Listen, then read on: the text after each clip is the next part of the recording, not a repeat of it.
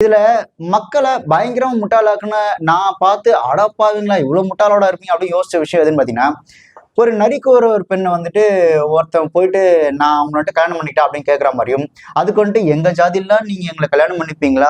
உங்க வீட்டுல ஒத்துப்பாங்களா? அப்படின்னு அவங்க கேட்குற மாதிரியும், அதுக்கப்புறம்ட்டு நான் அந்த ஜாதி மதம்லாம் பார்க்கறதே இல்ல.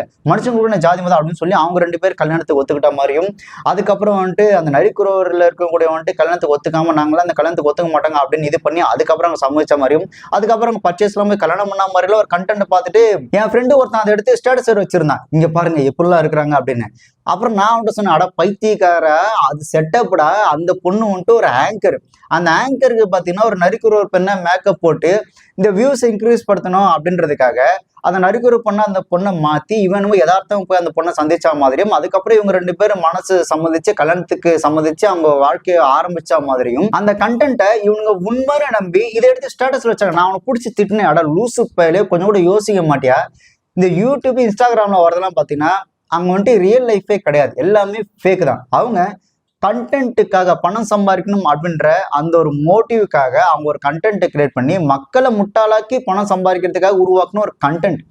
அதை எடுத்துட்டு வந்து இவங்க உண்மை நம்பி ஸ்டேட்டஸ் எல்லாம் வைக்கிறானுங்க. ஸோ அந்த அளவுக்கு தான் நம்ம மக்களும் அந்த ஒரு மனநிலையோட வாழ்ந்துட்டு இருக்காங்க. நம்ம பண்ற தப்பே என்னன்னா, யாரா ஒருத்தர் வந்துட்டு எமோஷனலா சென்டிமெண்டா பேசிட்டானா அச்சச்சோ சே பாரு அப்படின்னு சொல்லி அவனை தலையில தூக்கி வச்சு கொண்டாடுறது. அதுக்கப்புறம் அவனே வந்து ஸ்கேம் பண்ணிட்டான் அப்படின்னா அவனை தூக்கி போட்டு மிதின்னு ஒரு 2 நாள் மிதிக்கிறது. திருப்பி அவனே வந்து ஒரு பிளாக் கலர் பேக்ரவுண்ட்ல ஒரு பிளாக் கலர் ட்ரெஸ் போட்டுக்கிட்டு சோகமான ஒரு பிஜிஎம் வச்சுக்கிட்டு சோகமா 2 வார்த்தை பேசுனேன், அச்சச்சோ பாவம் எவ்வளவு கஷ்டம் இல்லை இருக்கு அப்படின்னு சொல்லிட்டு சரி ப்ரோ நான் உங்களை மன்னிச்சு விட்டுறேன் அப்படின்னு சொல்லி மன்னிச்சு விட்டுறாங்க. திருப்பி அவன் என்ன பண்ணுவான், ஏற்கனவே ஸ்கேம் பண்ணோம் அதை வந்துட்டு திட்டினானுங்க, நாம சோகமா ஒரு பீஜம் போட்டு பேசணும்னு நம்ம மன்னிச்சு விட்டானுன்னு சொல்லிட்டு இவனுங்க இழிச்சவானுங்க எவ்வளவு ஸ்கேம் பண்ணாலும் தாங்குறான்னு சொல்லி புதுசா இன்னொரு ஸ்கேமோட வருவான். ஆனா அது வேற ஒரு மெத்தட்ல வரும்.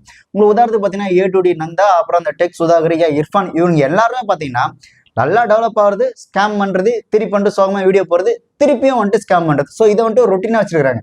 இதுல ஹைலைட் என்ன தெரியுமா, இவனுங்களாவது பரவாயில்ல ஒரு நல்ல ஓரளவுக்கு கொஞ்சம் படிச்சு டெக்னிக்கலா டெக்னாலஜியை பயன்படுத்தி ஸ்கேம் பண்ணானுங்க. ஆனா ஒரு குட்டி பையன் ஃபேமிலிஸ்ன்னு சொல்லியே மொத்த ஃபேமிலிஸ்க்கும் ஆப்படிச்ச மாதிரி ஒரு குட்டி பையன் வந்து ஏமாத்துற அளவுக்கு தான் நாமெல்லாம் இன்னும் ஒரு தெளிவில்லாத ஒரு மக்களா வாழ்ந்துட்டு இருக்கிறோமா, இந்த அறிவை வச்சு சிந்திக்காம அறிவற்ற மக்களா வாழ்ந்துட்டு இருக்கிறோமான்னு எனக்கு தெரியல. குட்டி பையன் ஏமாத்துற அளவுக்கு தான் நம்ம மனநிலை இருக்கா?